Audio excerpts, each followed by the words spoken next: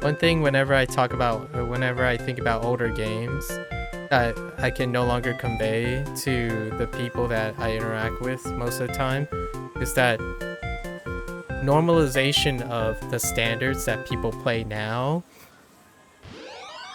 is difficult to convey how far and how consistent gaming design has come along, even though it plateaued and dropped a little bit.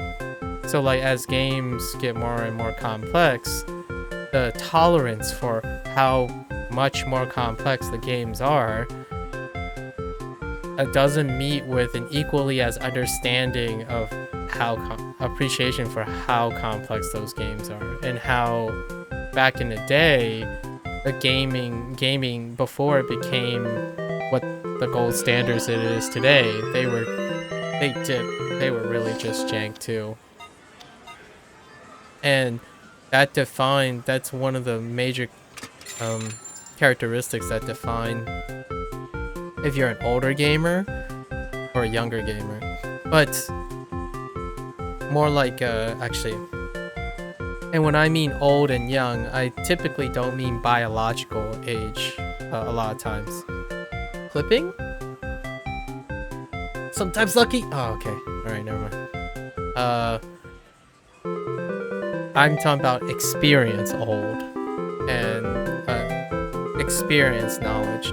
So the more games, this is typically what happens with experience, but we're talking about novelty of experience.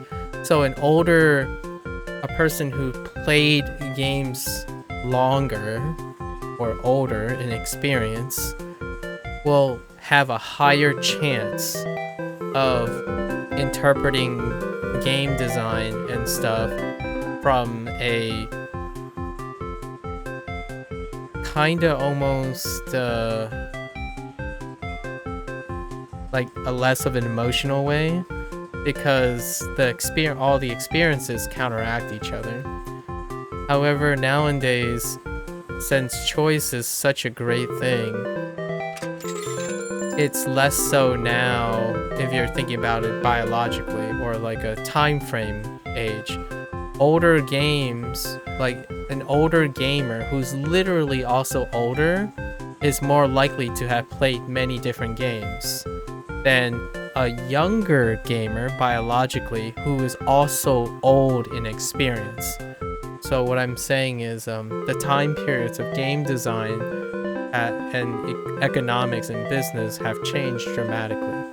Now you can spend 10 years playing the same type of games.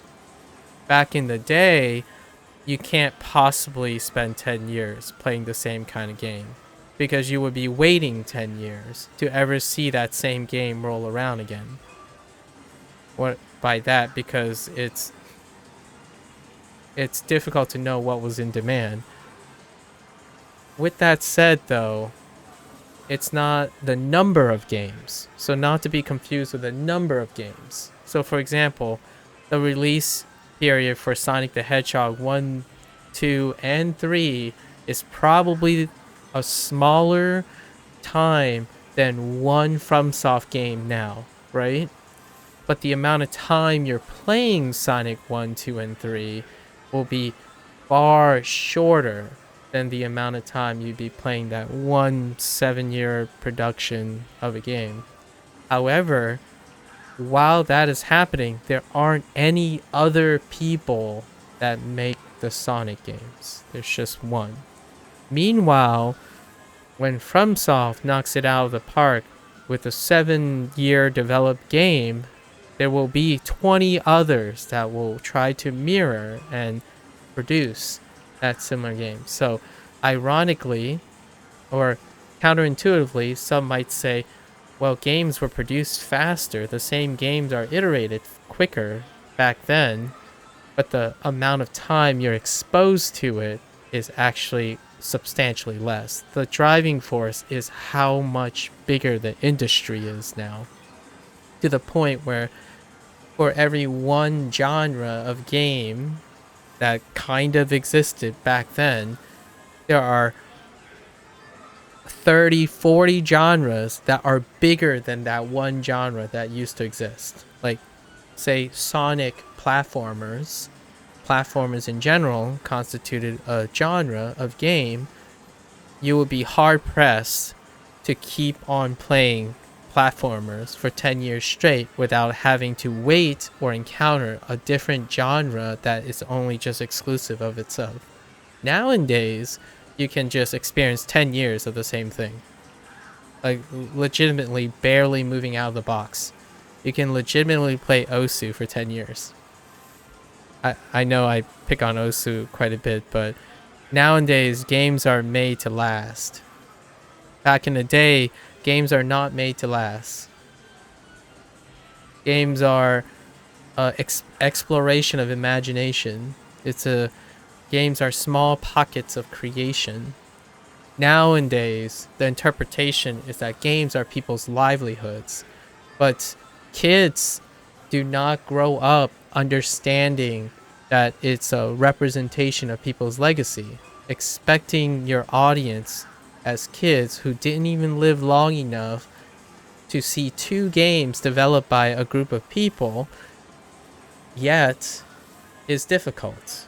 And that's kind of like one of the biggest startling differences between someone who is an old gamer, both biologically and intellectually, and a new gamer who is also very experienced, but they are younger biologically because they grew up in a different socioeconomic time period for the gaming industry. So when people talk to me, of course I'm going to have relatively contrasting perspectives that include theirs, but they exclude me because they haven't lived that long and they didn't live in a period when that existed. So it's very difficult to empathize with that. Like for me, this can't ever be frustrating to me. Doing this, it's past that time. Like playing mini games, I can't take it back anymore. I have aged to the point across gaming that this stuff,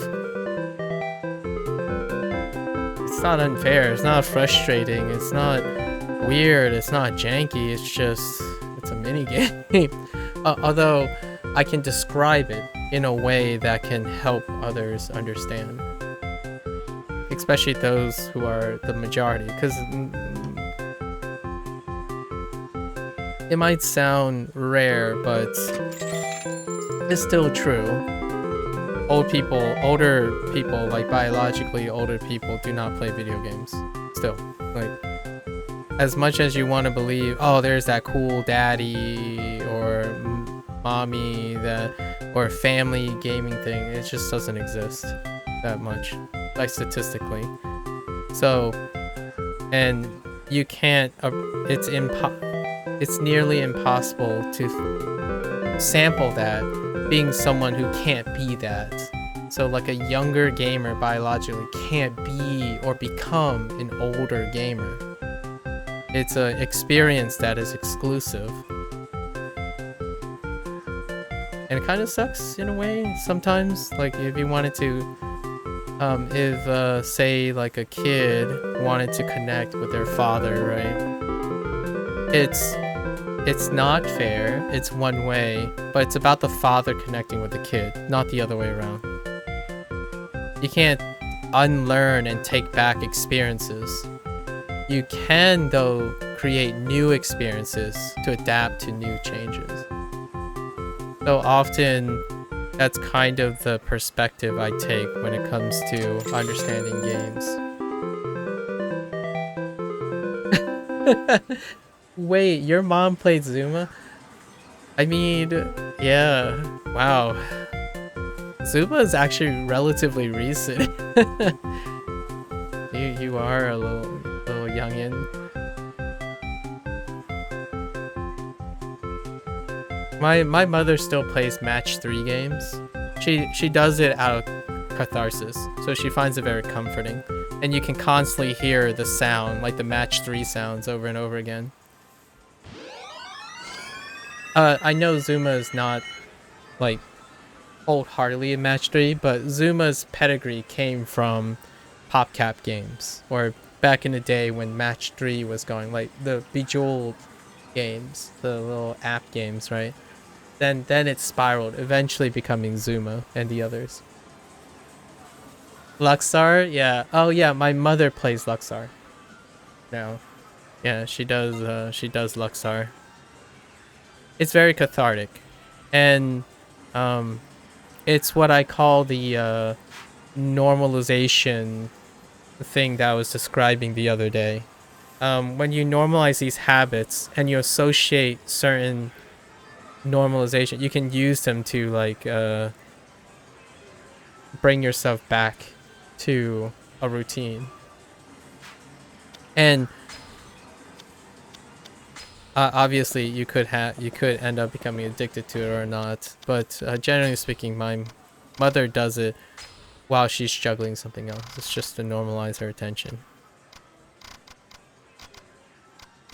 But you hear it all the time through the iPad. All the time. Okay. So I'm missing the short-haired fat cat and the gray big bear. So I'm looking for a gray big bear and a short hair, which is the white cat. I actually find it great that my mother relaxes. Oh, wait, there's the gray bear.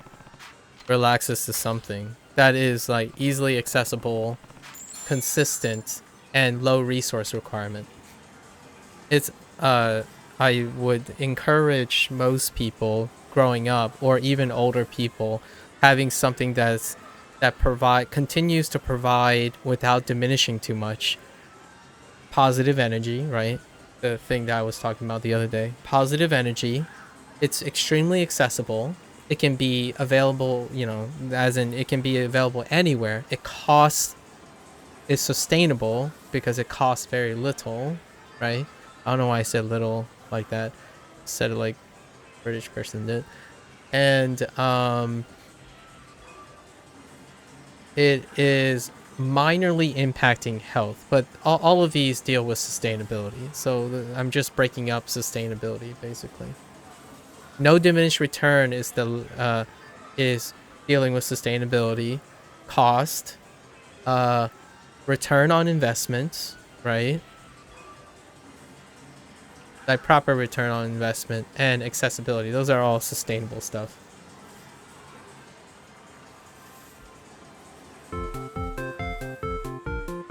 Usually it's food, but even food is less reliable and sustainable than a video game. The power of micromanaging a positive energy source is an art form. And the internet is what we were talking about 2 days ago. The internet is a battery source. It's an energy source, but it is so temperamental, and mastering how you can do that is a skill. It's a skill that people don't think it's a skill, because often skills deal with the perception of difficulty. Well, unfortunately, self-loving and self-care is easily one of the most difficult skills. The downside to that is the effect of intuition. So often skills tend to be associated with counterintuitive nature, so abstraction, and that's certainly true. Abstraction stuff is the pinnacle of complexity. At the same time, intuitive things are deceptively simple. As in, what I mean is, it's deceptively simple, as in people think it's simple, but it really isn't. The more something is intuitive, the more likely an individual will overestimate how simple it is. As in, it is actually far more difficult than it looks. And then the thing that is super sophisticated happens the same way. You will overestimate how sophisticated it is. It'll be elegantly more simple than that. But somewhere in between, there is a correlation, like the safe zone, a correlation where if you can intuit something, it's likely feels more simple. And if it's hard to abstract, it's more. But on the extremes, things like eating, sleeping, things that with higher frequency, that is exaggerated. So at the ends of the extremes, that's when things kind of go kaput, right? Like watching a movie that is elegantly simple as gaining positive energy for most people. But I can probably tell you the vast majority of people are passively watching movies because it's intuitive. You either enjoy the movie or you don't. For me, enjoying the movie is like, it's a icing on the cake. Did I learn anything from the movie? Did the movie teach me anything? Did the movie tell me anything about the people who made the movie? There are far more things you can extract from the movie, but it requires an input of energy to get a higher output of energy. And what I mean by energy, I don't mean the literal energy as in cost, but the reward. So input versus reward. And for me to be able to discuss about Sega, RGG, video games, perspective is because I often voluntarily input energy in most of the things I do, even the intuitive things. When I go on a run for the 190th time in a row, I'm still inputting active energy to try to maximize the positive energy I get back out. And as in plus energy, the extra energy I get. Not positive as in I feel great at the end of a run. I actually don't feel very great at the end of the run. But I mentally, intellectually feel great. Physically, still very tired. It won't change because I'm constantly putting in more energy. So it's kind of one of those things. Seems like everyone sucks at gaining. They really do. Yeah. I think it has become a bane that requires a lot of understanding. How to manipulate something to understand yourself, to prevent yourself from dependency. Online games have become a point where you would call it an addiction, because addiction requires dependency, habit formation, and a negative, non-sustainable outcome. So at some point, initially, which my mother has sustained, thankfully, because if I saw her like being counterproductive because of, I don't know, Luxor or something, then I'd be worried. But she is so experienced, she's in her 60s now. So before she started that stuff, she was already 40 to 50, like she was 40 to 50 before she discovered Luxor, right? Or like the match 3 games. So she's very seasoned at carbing and maintaining habits. But when you start at an early age, and this is where that controversial topic about games, right? Are you too young to start playing video games? Yes and no. But here's the hot take. If you are dependent on video games now for a sustainable release of, I don't know, stress or catharsis, you were probably too young when you started playing video games. And what I mean by too young is it's kind of victim blaming in a way, is you didn't have, and what I mean by young, I don't mean biological. Again, the emphasis is mental experience. You have not experienced enough to regulate the amount of good feelings you get from video games. And since it's unregulated, right? No moderation, you accelerate all the way to the end of dependency. And Then what happens is you will spend the next couple years trying to rehabilitate. What does that sound like? It sounds like an addiction. And an addiction to me is I don't like using that word. It's more of a non-sustainable habit. Online games have been introduced and been readily accessible for kids, but have not been moderated because it hasn't ever been seen as a chronic dependency issue. What if we were taught that at school? I know. So that was the idea, right? And it takes so long for educational systems to change because the people who are operating the school systems, right? We have to remember that it is the older generation that are in the position of that. So it's going to take a while.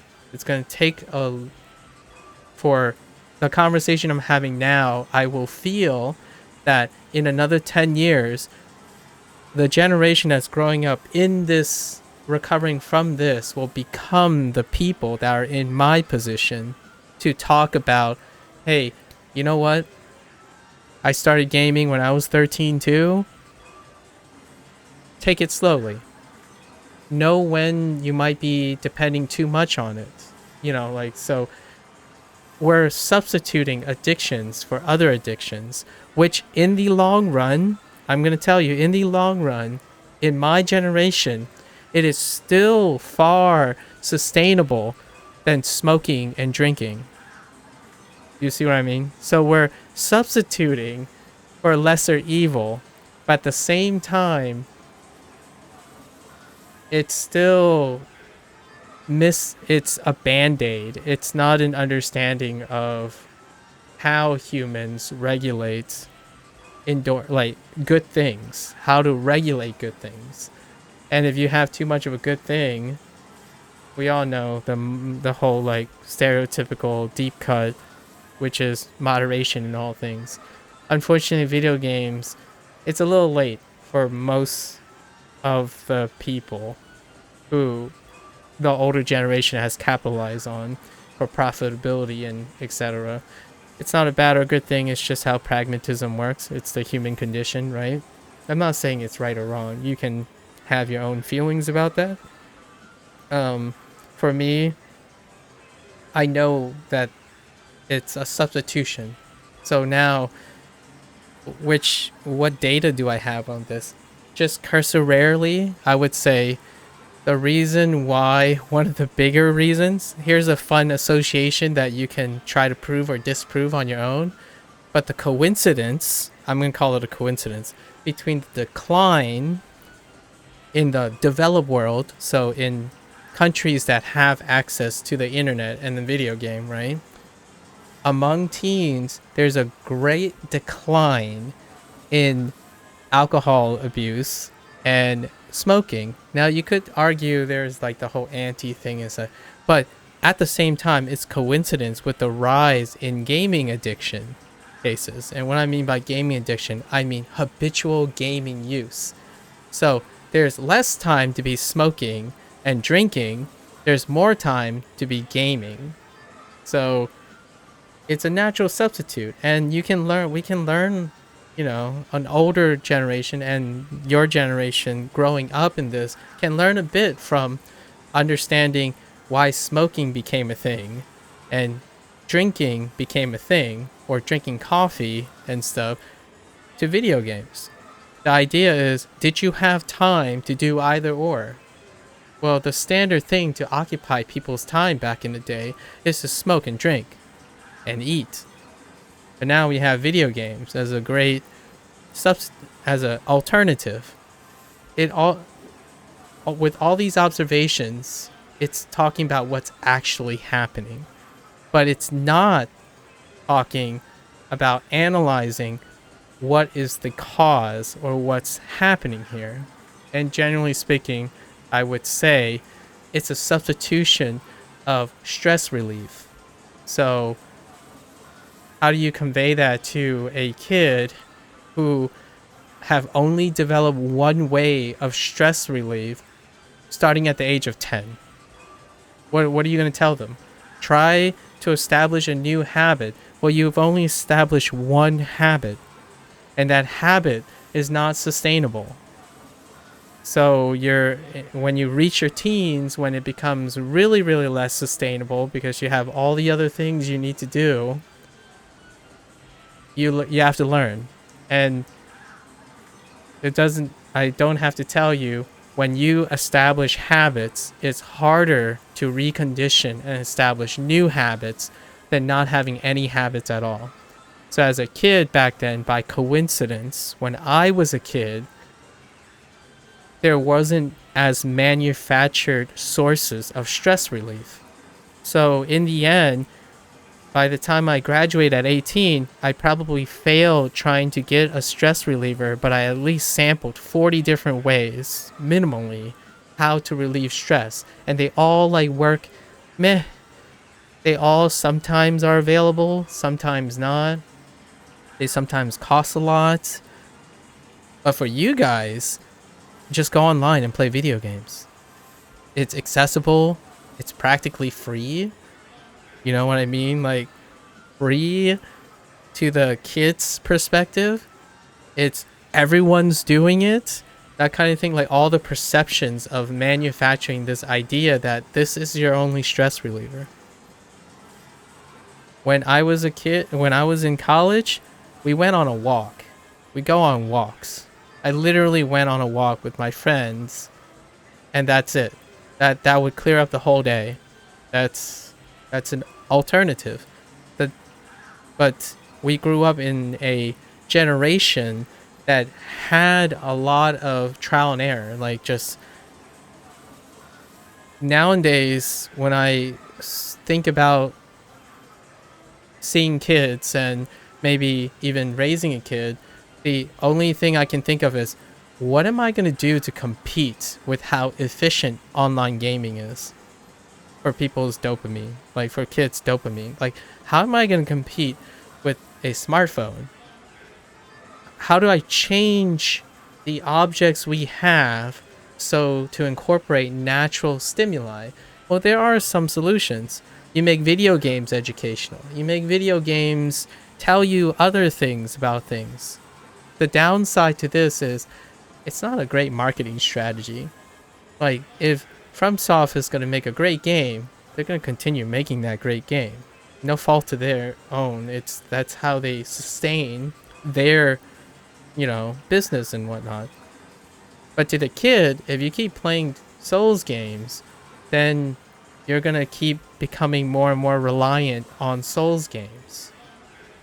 Do I have any coincidences or statistics to help prove this point? Just look at reviews. The longer a game is legacied, the more backlash it'll have of emotional instability and turmoil in the long run when direction changes. It's human condition. The longer you follow a series, the longer you'll love it. I mean, even if you hate it, you'll hate it less the longer you follow it. It's preying, not necessarily, I don't like using, sorry, that's not the word I want. It's taking advantage of the human condition. To love something or to hate it less or just have a better outlook on something, you expose yourself to it more. So the downside to this is, if you're a kid who only had one or two sources, developing a new one is going to be astronomically uncharted territories. It's going to feel awful, and then you're going to end up being, I don't want to say this in a really bad way, it can work out, it's just unlikely to work out. You're going to end up in your 20s thinking that there are only a few things you care about in this world, and those are the only things that are going to bring you joy. The odds of that happening, that will lead you into your 30s, 40s, 50s of a happy life, is 1 in a billion. Maybe 1 in 100 million, because you need the stars to align. You need the stars to align that other people care about your one thing. Enough people care about your one thing right? So that you can make a living on that few things, falling in love with someone else who also happens to like those few things, wanting to raise a kid and having those kids only be interested in one of those few things. It's astronomically tiny probability that you will be happy in your future life. And the older you get, your surrounding peeps who do not have those burdens are going to be more successful, more consistent, more dynamic, and they will not be able to relate to you anymore. So the older you're getting, now here's the deal though. It is possible that this subset of group you can band together on the internet, right? But here's the thing. If you band together with a bunch of people who only are interested in a few things, can you do a lot of things? You cannot. Those people are dependent on all the individuals who do every other skill. So in a perfect society, this is a great time to watch Star Trek or any science fiction where everyone specializes in a complementary skill. That's a utopia. That just doesn't exist. There's no noise. There's nothing. Imagine being born assigned to a task. We know that utopian, dystopian thing, right? So that's not reality. So the chances of you, even if you can become someone who loves those few things, having no people sustain, and you are within this group, the people who are in control are not that group. They are only in control of that small segment of the thing. So if you only hang out with content creators who only grew up in this, and you found your place to make you happy, that's great. The odds of that happening is increasing actually because of the internet. It's increasing, but it's like, it maybe say like if you started at 1, your odds are gone up to 5. But anyone who's outside the space of the dependency on the internet is already at 90. And, you know, from time to time it's dropped down to 80 because the internet is growing, right? But the odds of a person who has 40 to 50 ways of making themselves happier, even by little here and there, they can remain happy far more consistent than a person who's relying on one source. The nice thing about the internet is it's become so accessible.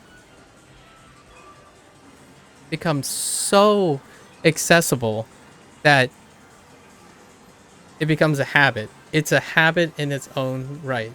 So that's great. Now, how do you do the rest?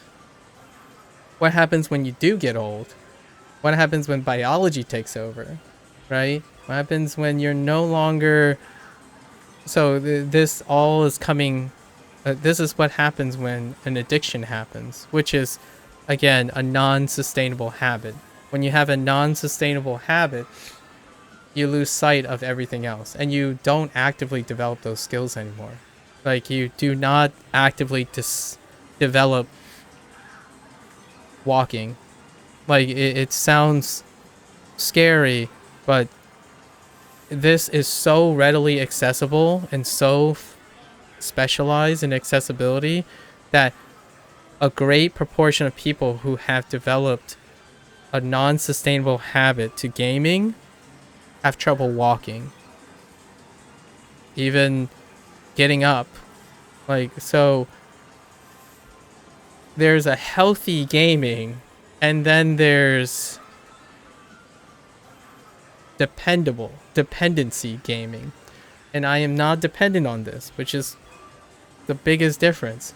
So when you start thinking about how do you self-identify if you're one of the people that are really dependent, well, ask yourself if you like anything that isn't associated or coupled with this activity, right? If you start phrasing yourselves like, oh yeah, I got to get to bed so I can game tomorrow. Since when did you have to pay a cost to do something that is supposed to give you positive energy? So you legitimately engaged in paying to do something that was supposed to help you in the first place. So that's when you start going down the slope. When it's still the peak, right? When you're still peaking, you're still gaining more from the activity than you're putting in. But eventually, it'll get to the point where you're paying more than you're getting back. And that's where the sustainability starts. That's when diminished return kicks in. And you'll eventually reach that. That's the burning out stage when you start, and it gets really fast. So it's smooth in the middle. I want to say, like, a lot of times it feels like you've been enjoying it for a really long time, which, yeah, you do. It starts really rough, right? The habit formation stage is super rough. The cost skyrockets. But then the cost just teeters out. But then your reward, and this is like it's like a big hill, and it's the input to output ratio, as in you have to put in so much in the beginning to get something out, and then eventually it'll just be like, it'll normalize, and soon it'll just be, you're gonna end up putting in more than you're getting out over and over again. And eventually you'll get to the mindset where, dang it, I have to do all this stuff so I can get to it. I have to make money so then I can play video games. It's not, I play video games so then I can make money. What I mean is, the video game is helping you to make money. As in, not literally, as in playing the video game to make money. No, you're playing video games so then you can go off to making money. You're doing something. You're eating so that you feel better, so that you can do things that actually cost your body something. I eat so I can run, because running requires an input. But in the end, you can even make it better. I eat to run, and that run gives me a positive output. That is sustainable. So I'm no longer just in a maintenance stage, which, Sun just mentioned. I am in a positive stage. I'm not only just maintaining what I and afraid to lose what I have, I'm actually gaining things. I am still losing things. Like, my knee is clearly a lot sorer progressively, so I'm trying to maintain that, but I'm making sure that I'm gaining something in response. So I'm constantly looking for a forward investment. It's kind of like when you make a purchase, this is the idea of forward investment. When you buy a keyboard, are you going to get that value of that keyboard and produce more value from the keyboard? It doesn't have to be true about most things. Like, what I mean is, I could buy a dessert, at like a $300 dessert, because I just wanted to, right? And that would be diminished return, right? But when most of your life you're making decisions that don't produce more than what you're inputting in, and what I mean by that is, how can you get more by putting in less? That's not how. We're not talking about like the laws of thermodynamics here, where you can't create energy from nothing. We're talking about the balance of emotional, subjective, and objective value getting out. So when you say, I'm paying $100 and I only made $80 out of it, that's a loss in 20. But did you gain more than $20 worth of subjective value? That's kind of redundant, because value is subjective, but value often is misinterpreted as only the metric nowadays. Like, I made $100, I spent $100. That's a net of zero value. Like, no, it's $100 in with the cost of the emotional baggage of using that $100 you just earned, and the outcome of how much emotional positivity you gain, and how much money is left. So you're quantifying more. You're quantifying the actual value of things. Often that is one of the euphemisms or ways people have failed to understand the human condition, which is you compartmentalize the values to create clarity, but that clarity stunts your ability to understand what is sustainable and what is not sustainable. I am the same person that had a problem with that when I was a teenager. I saved lots and lots of money because I know when I'm saving money, I'm gaining positive value as a person holding assets. But not only did I save that money at the sacrifice of progressively more and more cost of my own personal happiness and utility, I could have gained more money by using that money to make myself happier to produce even more money. So the idea is to be able to moderate that. Unfortunately, video games don't have that type of moderation. There's no, the video game is telling you like, hey, you might want to take a break and not use our product for some time and try an alternative product. Like here's a treadmill, right? There's none of that. There's no buffering. They want you to use your game, like use their game, play their game constantly. I think this, you remember, like we all watch, I guess most of us here probably watch anime. Remember that time when anime used to tell you like, hey guys, remember, watch in moderation. Watch like 2 or 3 episodes, maybe in a well-lit room, and make sure to get some rest. Or there's a timer in a video game back, in a lot of video games back then. It's like, hey, you've been playing 2 hours straight. Do you want to try to take a break? Like go out for a walk, maybe eat or feed yourself? There's none of that anymore. And here's the thing. There's none of that.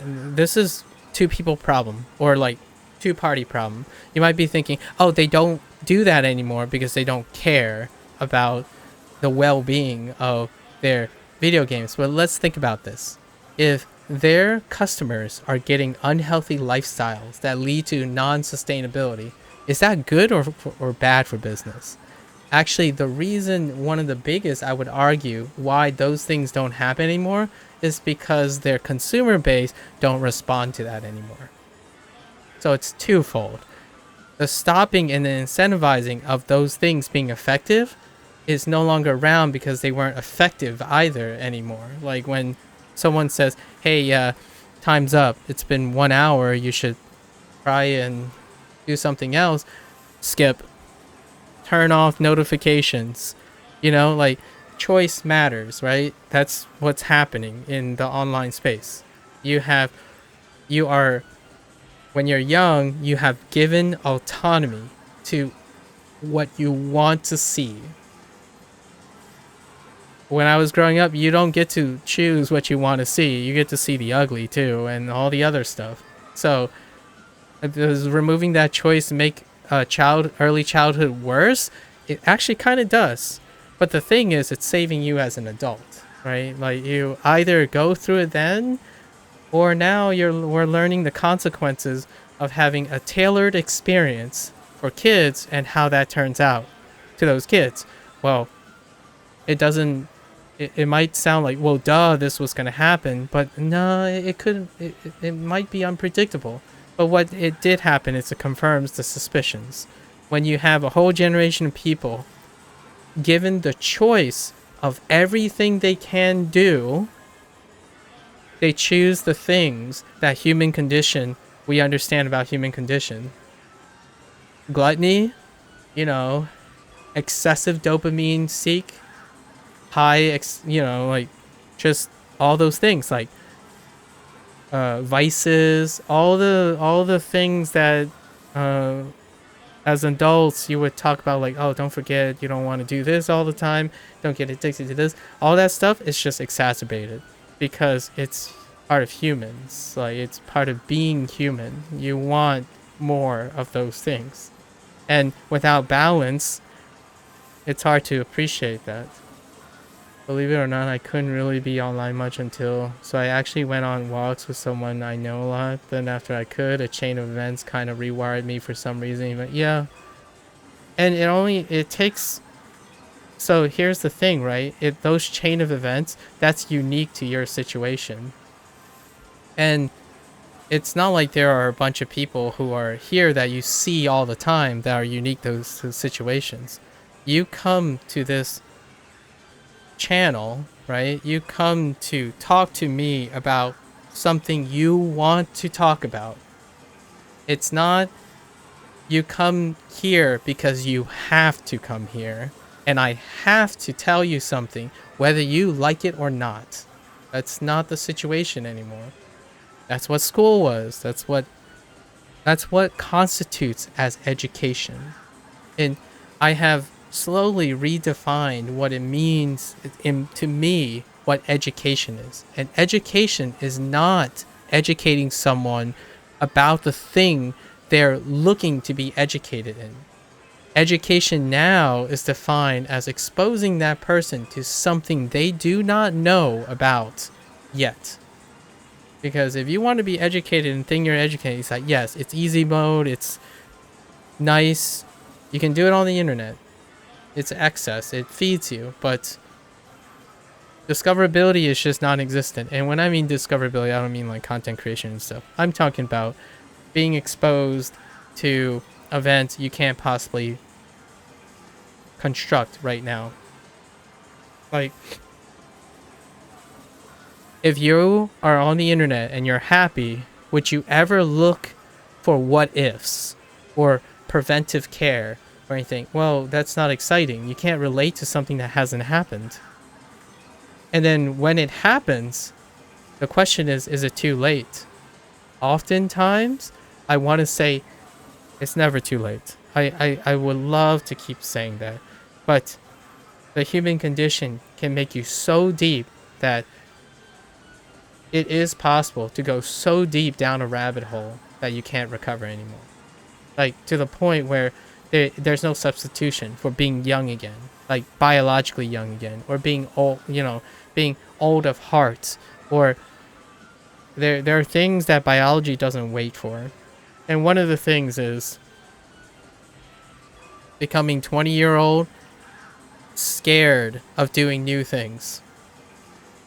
I would probably push it even further back now because of the way society is. Like, now we're gonna say maybe approaching 30. But in my generation, it's like 14. Maybe even 13. You have to get used to doing things you don't want to do. Or doing things you didn't think were important. And stuff. So nowadays, I would say most people clear 18 years. At least 18. Or even 20s. I would say it's pushing 20s without a doubt. Like, 70 to 80% is on the onus of the adults who are having a hands-off situation because they have no idea what to do. It's like they're trying their best, but it's not like they grew up with this. Like, most of them did not grow up with this. So how do you compete with you always get what you want? How do you even talk to a young person who goes out to get a job and all they tell the interviewer, who is much older, I want these things. Does your job offer these things? If they don't, I don't want it. And it's like, well, we don't offer these things. Like, all right, but I'll have to do it. But I hate the job because you don't have what I want. It's like, well, unfortunately, outside of the internet, almost the vast majority of it is something you don't want, you don't understand, you can't empathize with until you actually do it. So when someone says, I have a problem at interviews or have a problem with experience, is because the only experience you have is the only experience you want to have, which is nothing compared to the bigger life scope. Like, what I mean by that is one of two things. I was saying, like, Sunset 40. I'm gonna say I'm in the uppers to like 100 ways to make myself happy. At least 100 ways. And it would take me like a month to list the things that would make me happy or remotely happy in some way. Being able to we've gotten to the extreme where people can count it on their hands. Like, they can count, and it's routine. I get it. It's routine, but the routine is not varied as well. So you can get to the point where now kids can summarize what they do for like years on one hand or like one piece of paper. The things that I am thinking about in one day would eclipse a kid doing something for 10 years. That's even unbelievable for someone my age. Like, that's concerning for my age. Like, when I talk to someone, they can describe themselves in 2 sentences. I can't describe one experience with 1 sentence. Like, I can't describe what I'm thinking about right now in a single sentence. There's so many things going on right now that I'm trying to simplify. But for someone who's in their 20s now, who's like on the internet, I mean, they can probably like, how does education work, right? How does education work for these kids? Just Google it. That's 1 sentence. They don't even have the effort, the competence, the exercise of knowing the value of being able to explain something. That is video games. If you ever play a multiplayer game, maybe even an RPG game, the first thing they say is Google it. It'll be faster. Like, well, actually, yes, it'll be faster for that person, but you are exercising a habit that doesn't benefit you at all. Not only do you become less competent, you've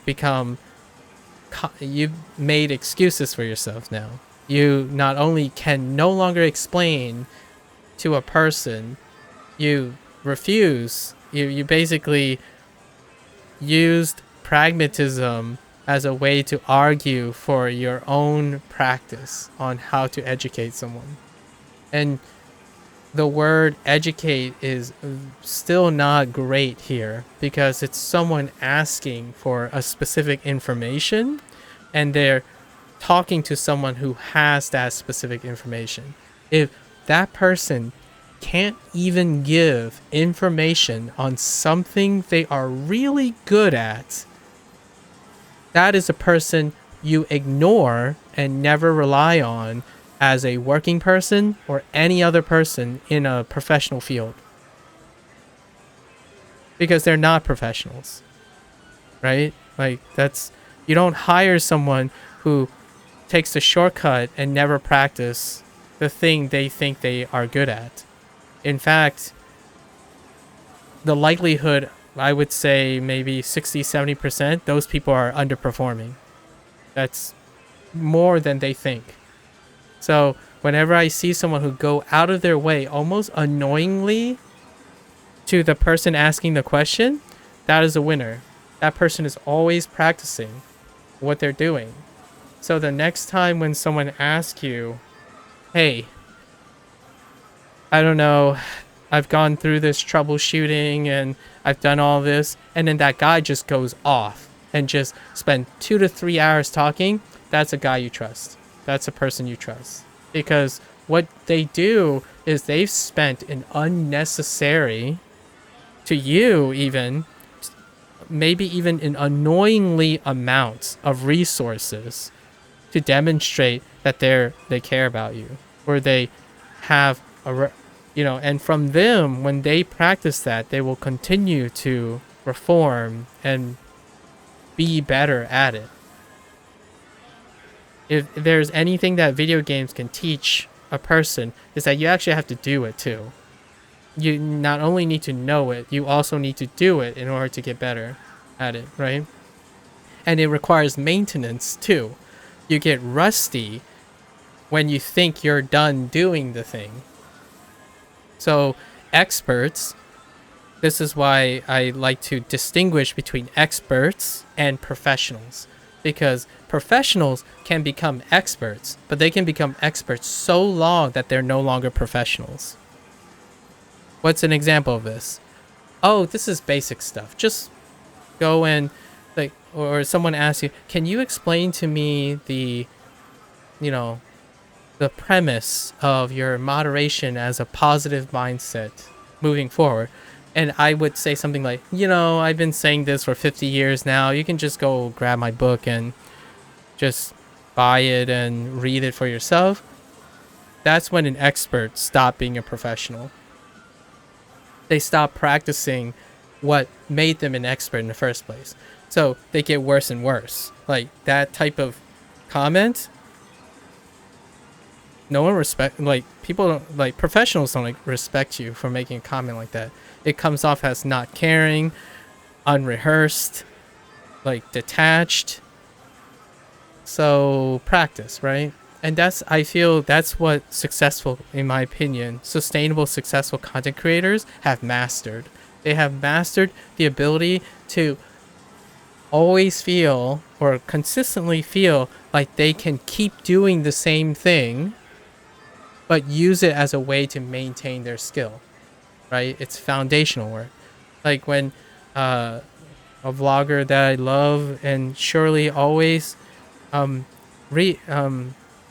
listen to on a daily basis, they made the same video about a topic in across 10 years because the same people, a new group of people, asked the same question. So every 2 or 3 years they go back and it's slightly different, but it's still relatively the same, but they gain experience. So they continue to do the thing that they did because they want to make sure they're on top of it, and they want to update that. So the next time you eat, I challenge you to eat better for yourself. Obviously, I can't tell you what is better. That's objective stuff. So objectivity is not what we're talking about right now. We're talking about the subjective nature of always thinking you can do better. Or you can find ways to do better, not necessarily just objectively, but subjectively. So, how do you improve? If you think food is boring, how do you make it less boring? Keep trucking along at it. If you think it's boring, how do you describe boring? Why is food boring to you?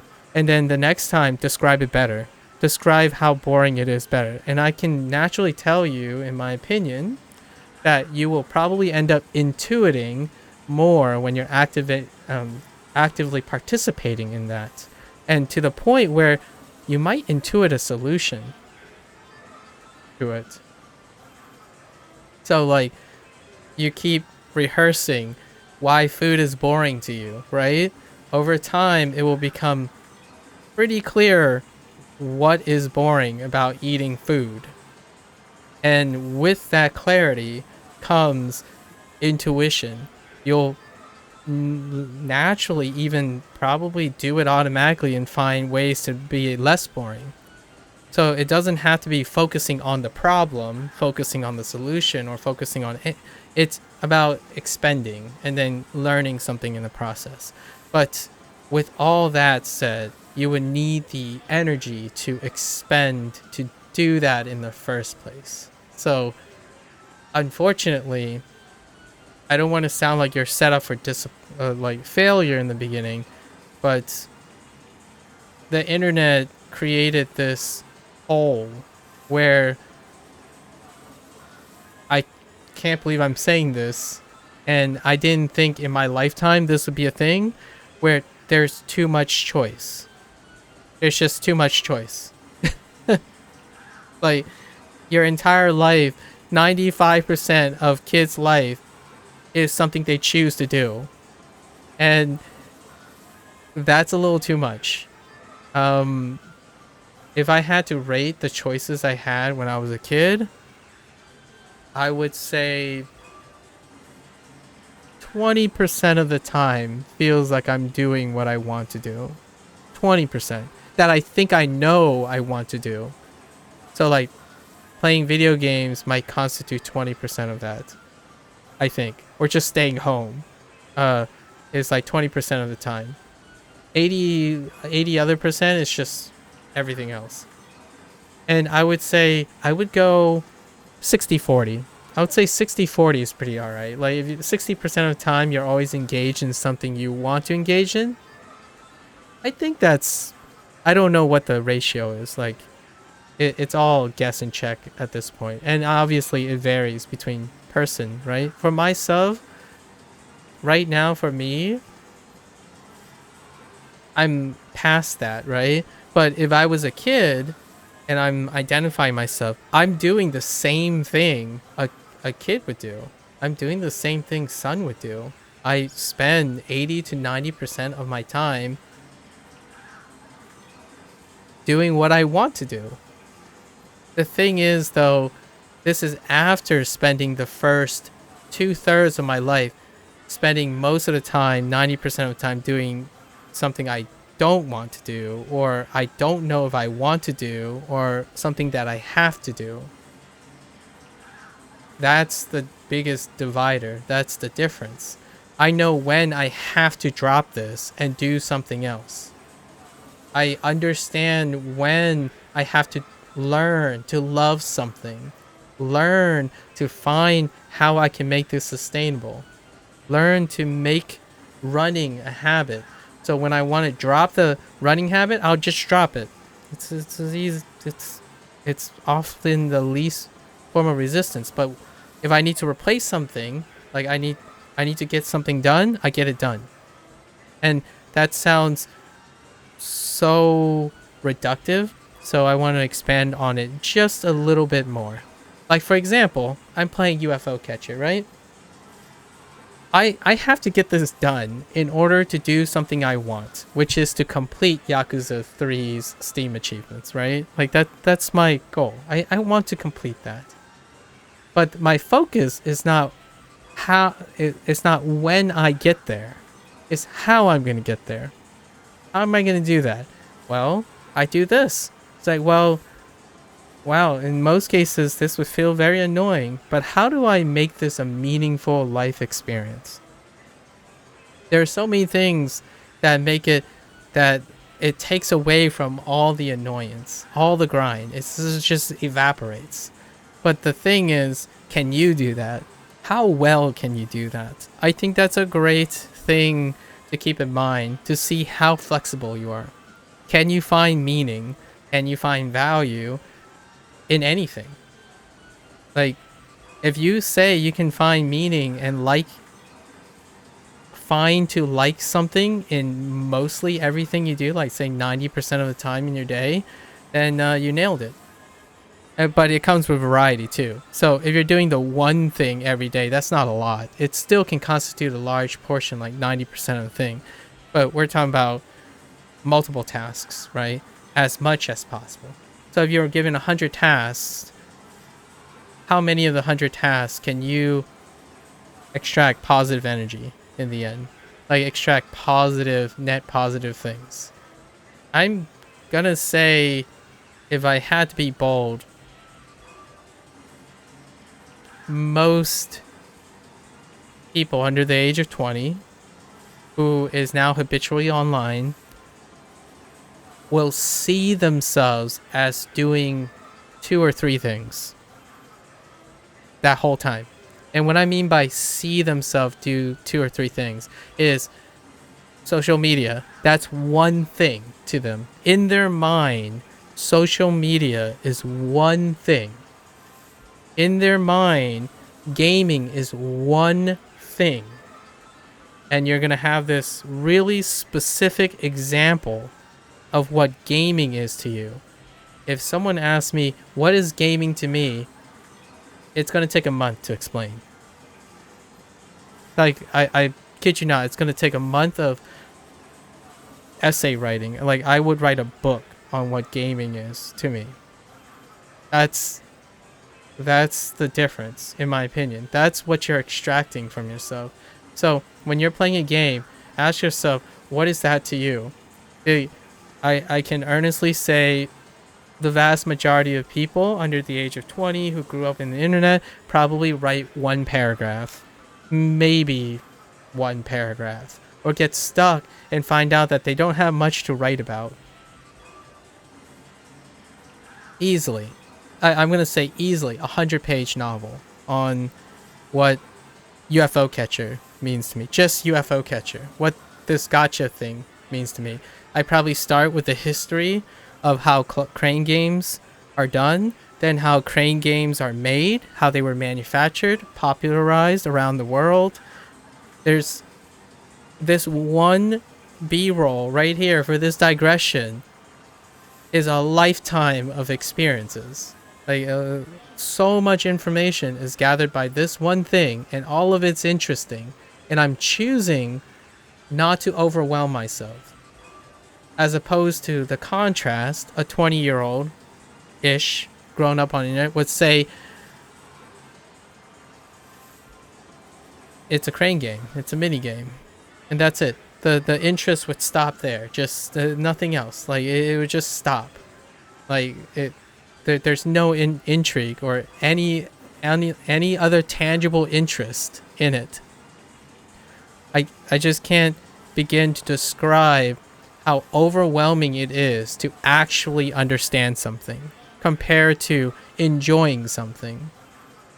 And enjoying is underneath understanding, in my comprehending. So it's exhausting.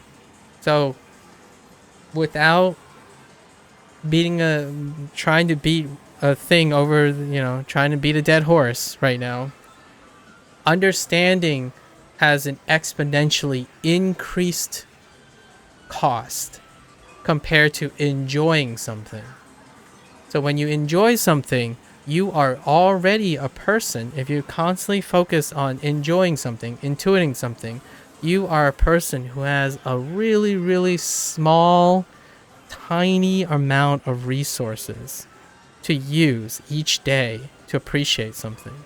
If you are a person who is constantly overwhelmed and thinking too much, that can also be a terrible thing. Like, what I do is I actually obligate myself to care less about something as opposed to care too much about it. Then you're in the territory where you become consumed by mania, and the goal is to reach somewhere in between, right? Somewhere in a mix. So for me, I could go on and do this for another 18 hours, but I have to remember that I have to move on, because if I don't move on, there are other things that will take hold, and we would be in a diminished return too. Like, there's too much of something, too little of something, right? And it kind of makes sense why it checks out right now, where I could just have said a hot take and I would resonate more with the vast majority of people than spending 2 or 3 hours digressing on what I do feel a big majority of people who are actually watching other content need to understand, may benefit. I don't think it's necessarily need, but may benefit a lot from hearing or entertaining. Unfortunately, it is such a high cost. And I do the same thing. When I click on a video and I see that it's 6 hours long, it is 6 hours of cost versus a 30-second hot take. It is a human condition. I'm not immune to anything I've said already or criticized. I'm absolutely always feeling that way too. I am feeling most of the things I'm describing now, and yet I'm still intellectually able to do the things I'm describing while simultaneously feeling that cost.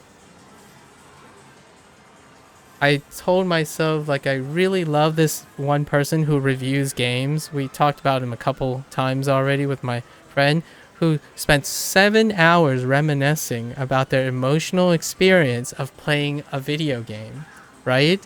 And it took me a while. Like, at first, I was like, 30 minutes in. All right, that's where my threshold is. But then I came back, it's like, all right, I can do this. And then it was just 5.5 hours later. The more I went in, the more the empathy grows, you know? Like, so they just kept going. And my goal in a long shot, I feel,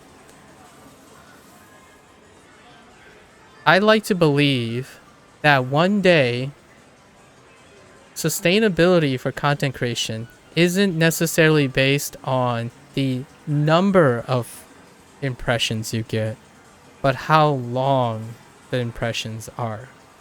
And the reason why I want to say that is because it is a counter, and I hope that both models stay.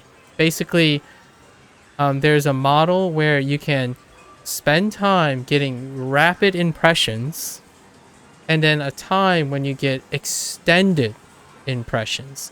And no, you don't necessarily, you'll still get the choice of both of them, but the platform or some sort of platform would encourage both in a mixed way, because I do feel when you are exposed to long format things against your choice, but hopefully the choice you make is that you don't need to know anything about the statistics, the psychology behind whatever I'm saying, or even hearing what I'm saying, that being exposed to long format things will encourage intuitively individuals to behave differently than when they're chronically exposed to short format things.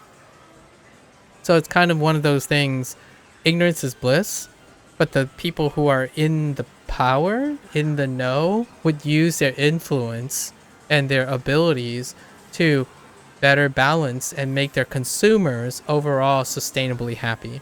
Because right now, there are enough consumers to support their business model, but I wouldn't call it the most optimal way to perpetually milk their consumers. Like, what I mean is, it's kind of like the idea that your business will operate really well as long as there's enough supply. You can run them to the ground as long as there's enough supply. That's fair. But there is an alternative. You can optimize for employee health, and they will output more at the initial investment of the cost. Both those models exist. Right now, business do not approach consumers, content creators, and those who self-employ themselves into a platform as that model yet, because the supply is incredible. It's an incredible supply. One person burns out, replace them with another person. That's fresh off the grill. I don't know where I'm going with that. But what I mean is, like, if another person burn out, just replace them. The supply is great. However, to me, there hasn't been so far an emphasis on exclusivity, as in, what I mean by that is long-term brand refinement. And in a way, the closest thing you have is like YouTube is that. Twitch is obviously not that. Twitch is doing the supply, playing the supply game, and YouTube has the supply game, so they're willing to use that time to entertain ways to create consistency and health.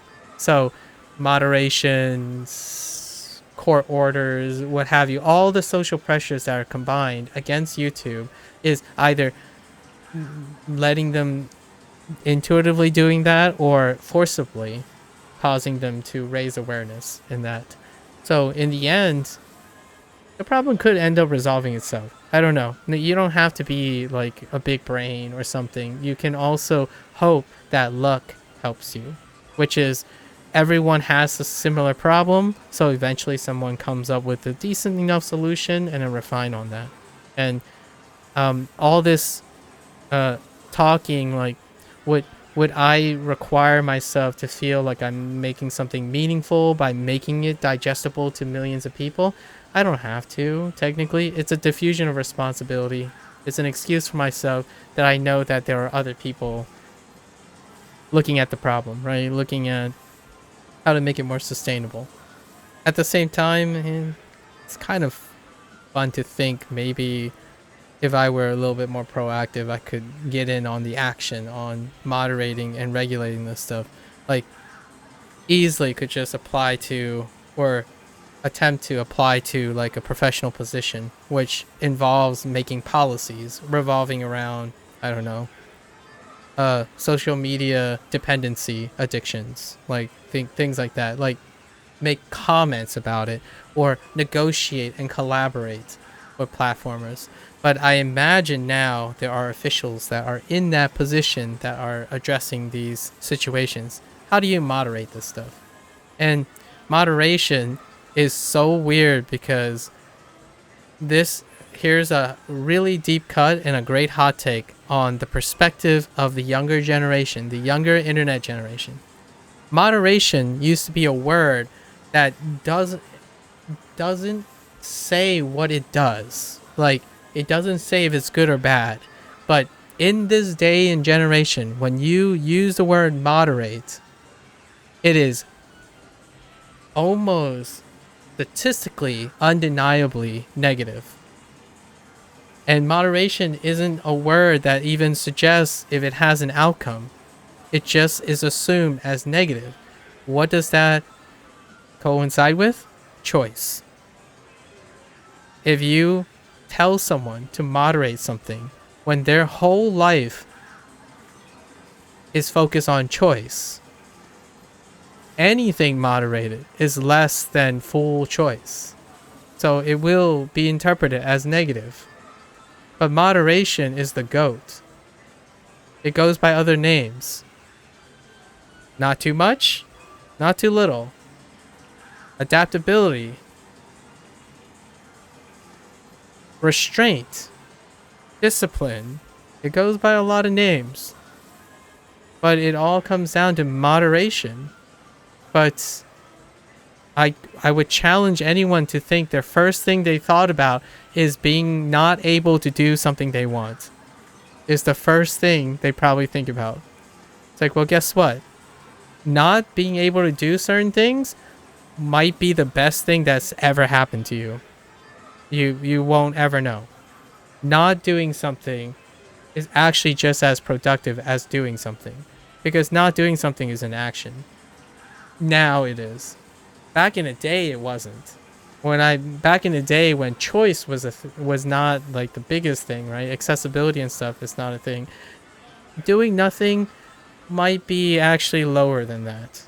But nowadays, yeah, inaction might actually teach you something more intuitively than action itself. But the idea is inaction is not the absence of action. It's the active choice of doing less or doing something as a substitute. So in the context of it is, yes, you're choosing to play video games less. You are choosing to play video games less. In another way to say it is, you are choosing to rely on video games less. It's different for someone who just discovered video games. That's you're choosing to learn more about the video game experience. But past that point, you're going to become to a point of dependency. That's when you say you're choosing to do less so you can do something else. And that less ends up being more. And that's where the whole, like, how does that make sense? Doing less is more. Like, it's the whole picture. Like, you're resensitizing yourself to things. Yeah, it might not be true if you convince yourself it's a nocebo effect. But when you stop doing something and then going back to it, you're more likely to enjoy it. Way more than doing it for the whole period. That's, I would say, 80 to 90% of the time. There are a few exceptions that are so vivid that you don't actually stop thinking about it, even if you stop doing the actual thing. But in terms of video game, stepping away and then coming back, ultimately your satisfaction will go up, even in the complete absence of that stimuli. So when you learn to distance and somehow, quote unquote, forget something, it incredibly increases your sensitivity to the activity again. So taking a break is technically an inaction, but you can not take a break. So here's a deep cut. When I say I take a break, I don't mean to stop doing things. I mean to do something else instead of that thing. A lot of times when people think of taking a break, and this is where that whole choice thing comes in, they're talking about not having, they have to take a break in order to get back. Like, if you become aware of that synthesizing thing, right? The first thing you would think about is, oh, so if I play a video game and I stop liking it, I should take a break so then I can like it more when I come back. It's like, yeah, that's great. But what is that doing? Maintenance. You're only maintaining it. For me, I like this thing, but I need a break. So I take a break. But I don't take a break thinking that I'm going to like it more because I take a break. No, I'm doing something else that I like. Because while I'm doing that thing, I'm not doing this thing. So I'm not technically on a break that most who are dependent on a few things think. When I take a break from running, I'm jump roping. They both... I actually effectively didn't stop getting the benefits of running. I took the benefits of running to go jump roping. And then when I go back to running, I can stop jump roping. But running is going to feel great again. So you substitute. You don't stop the thing hoping that that thing will continue to provide more for that thing. It's going to provide less over time. It's going to continuously provide less. You're only sufficiently maintaining the thing. You're not adding more to it. So at some point, it's going to stop producing the same thing. Even when you take a break and come back and take a break and come back, it's not going to sustain most of the time. Physiologically, mentally, the things we understand about biology and neurology and whatnot would suggest that it's not sustainable consistently because we age, our bodies don't stay the same, right? So the idea is you're substituting, you're constantly adapting. Someone who's adapting isn't just resting and doing the same thing, resting and doing the same thing. That's not adapting. That's actually just maintaining. You're not adjusting anything. You're simply just running the gears, which if you hit the lottery and you never get injured and never get old and stuff, it's like, sure, absolutely, all the power to you, right? But even someone who loves running for the rest of their lives, they have mentally changed their outlook in order to maintain that. It's not on the surface. That's not the stuff they talk about. How did your outlook change over time when you're effectively doing the same thing? What the outlook change is nearly everything. That is the thing that's keeping those people in line. But I don't choose to do that. I actually choose to do more consistent things where if my goal is to do something, you can describe the goal in many different ways. How do you get better at video games? It's not by playing the one video game all the time. I mean, you can absolutely play, but I'm going to choose to play 100 video games. And I'm going to make sure they're completely irrelevant to each other. What are the odds that I will continue to love video games longer than that one person, the odds are astronomically in my favor. If you understand human condition, it will be astronomically in my favor. It's not to say that you can't be that 1 in a million person who does one video game and it's like fantastic the rest of your life. It's like, yeah, you can take that 1 in a million odds. For me, it's like 90%, 95 to 95, 90 to 95% guaranteed that if I played 100 video games, I'll continue to like video games more than like consistently at a high satisfaction rate than a person playing one video game. It's a gamble you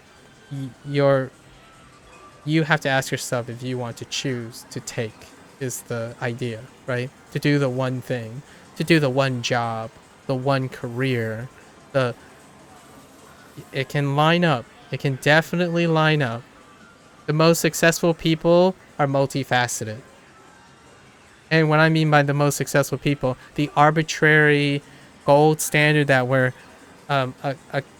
accruing, like generally resourceless, self-motivated, the characteristics, like let's say the top 10 characteristics, the ones that score the most, they cannot be defined by one paragraph.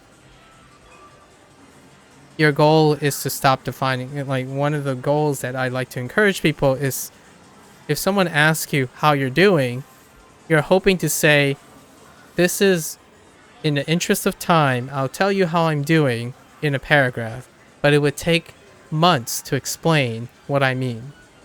Because your life is not one paragraph. At least I like to hope it's not one paragraph.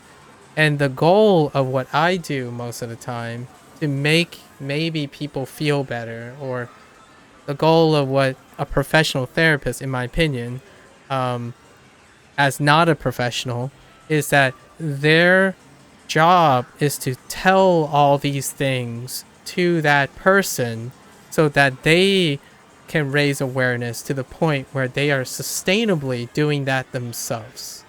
They are no longer compartmentalizing and reductively like straining and strangling their own life and perception of themselves, that they are incapable of finding the solution themselves. It's to expand the person, right?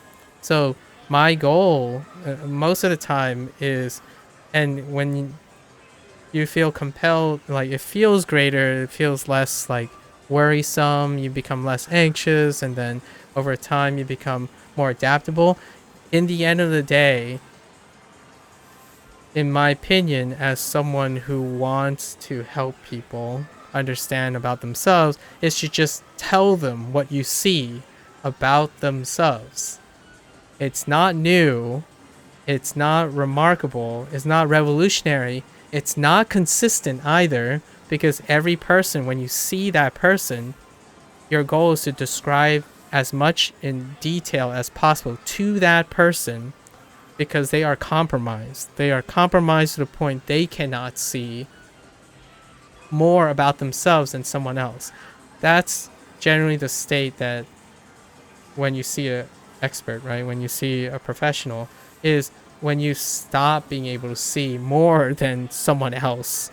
Because ultimately, the best part about being happy and self-sufficient is that you always feel you know more about yourself than anyone can tell you, because you have enough self-awareness that you are privy to your own thoughts.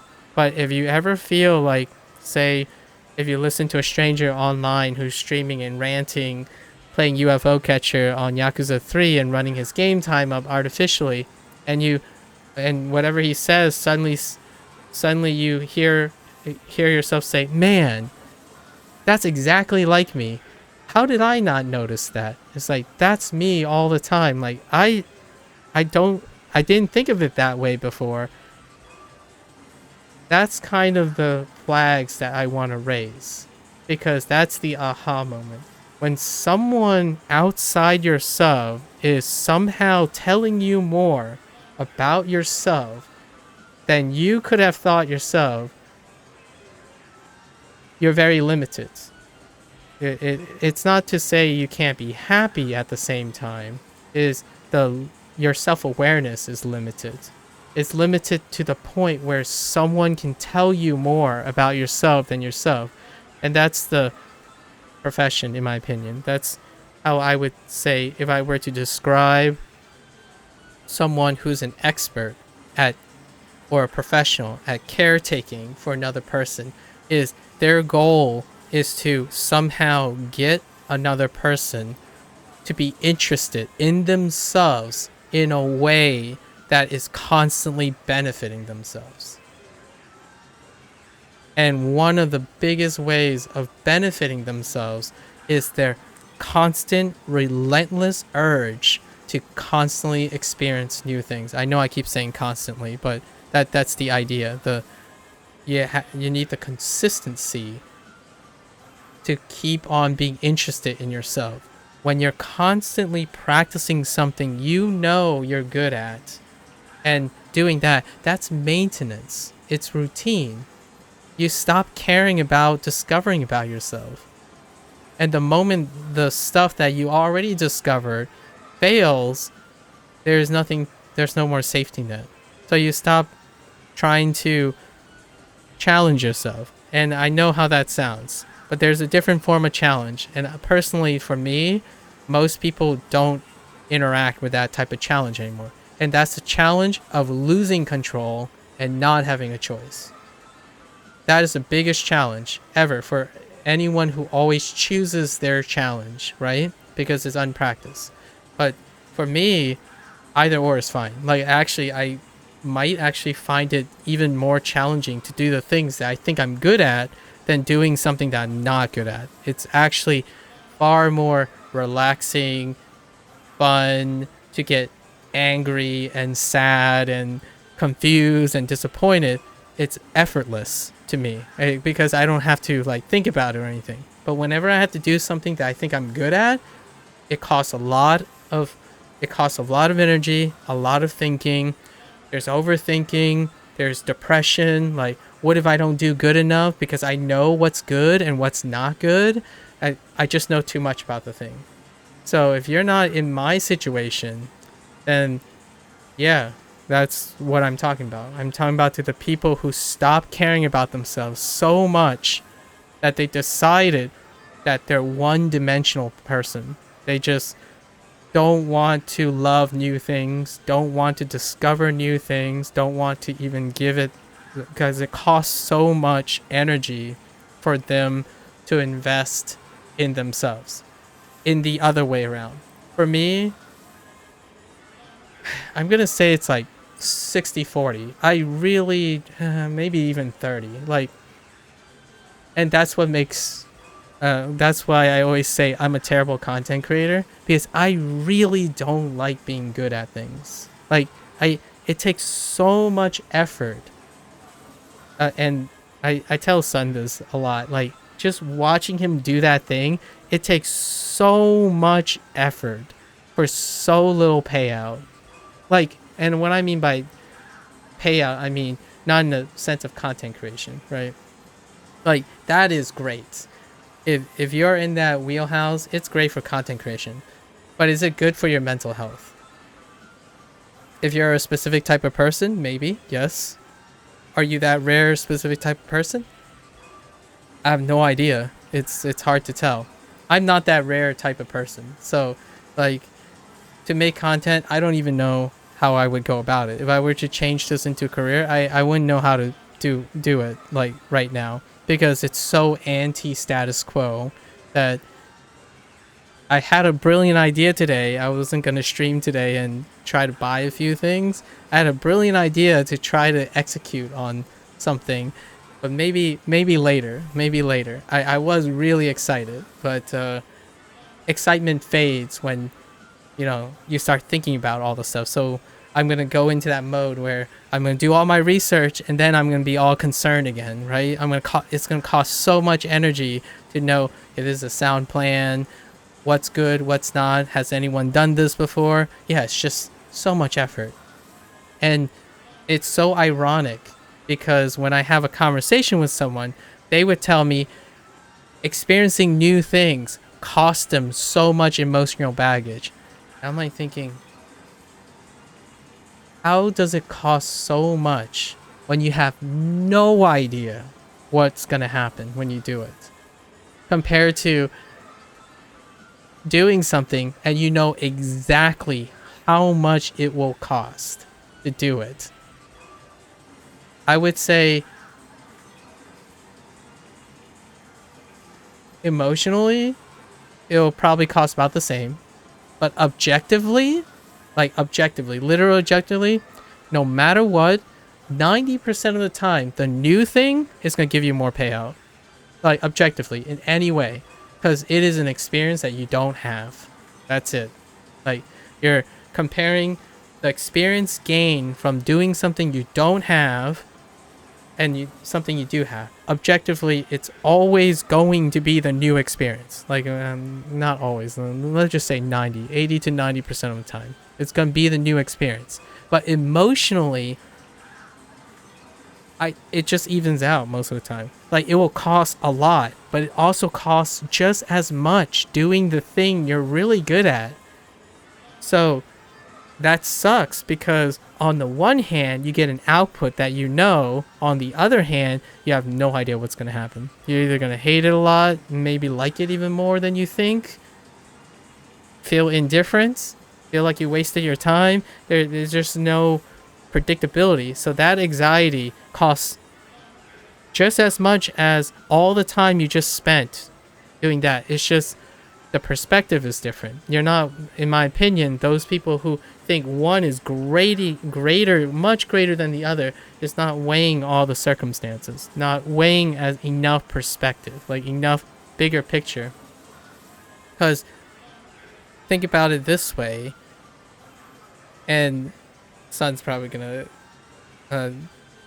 suss me on this one. If you always love to eat certain things, that is a cost. The cost is you're getting diminished return. You're not getting as much, so you have to eat a lot more of it to reach. Like, say you want to get plus 50 and you only have 3 items to eat, well, you're just going to eat a lot of those items to get up 50. But the more you eat them, the lower the satisfaction gets. It's just your new bottom line just keeps getting lower. Meanwhile, on the other hand, you are going to expend just that activity as well, but the odds of hitting nothing is like, yeah, you're going to hit nothing. It's going to go down if you only focus on a positive outcome. But when you think about what you're discovering, is you are discovering things you want to avoid. What is the value of something you want to avoid worth? That's probably one of the perspectives and outcomes that in fact even the scientific field has trouble overcoming, which is negative results. Negative results are valuable. It tells you what you not want to do, so the idea is that discovery is information, but the value of that information is only if you apply it, right? So often it's like negative, non-affirming things are a waste of time because they don't inform you on anything. Well, I can tell you that I am not a sprinter because I found out that I have breathing issues. It's not to say I have breathing issues and I should stop running because it's a waste of time. It just means I can't run very fast. So what are there other ways to run? Well, I can run slower, but longer. Like there are other, those are informative.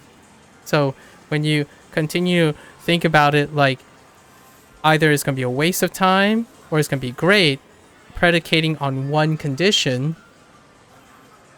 you effectively eliminated 50% of your entire life information. You basically pretend that it doesn't exist. For example, I'm going to play this game and I'm going to either like it or hate it. If I hate it, I'm just going to forget everything about it. Well, okay. So your likelihood of ever playing a lot of games are going to be bound by that. So in the future, you're only going to play a game predicated on the circumstance that you are likely going to like it. What's that pool? Well, it's less than 50%. Oh, like, probably. It's probably less than 50%. And then you have to investigate how you're going to like those video games before you do it. The more you do that, the more refined it gets. You're practicing how to figure out that you're playing a game that you have to like. So over time, the only thing you're practicing, the skill you're practicing, is refining how you know you're going to like the game. What happens when you continue to practice a skill over and over again? You're going to get better and better at it. What happens when you get better and better at it? You become more and more selective. So the moment you tell me you only play games you like is the moment you have started practicing just that. So you stop looking for the games you may like over time. You then start playing, looking for games you have to really, really like. Then you just end up with games you only like. There's no balance to it. You have not played a game you initially dislike. You haven't practiced skills on how to learn to play a game that you initially dislike. You don't practice any of those skills. You're just disproportionately one way. So the natural, intuitive, when spelled out, right? When spelled out, the logical and could be intuitive feeling. Sometimes intuition doesn't have to be logical, but the logical conclusion is you practice a skill over enough times, your options become limited. Anything, human condition, basic human condition, when you refine and optimize and maximize things, you have fewer options. How to be the best at something, one option. If you still think like, oh, well, there are multiple ways of being best at something, you're still fluid. Great. That means that's great.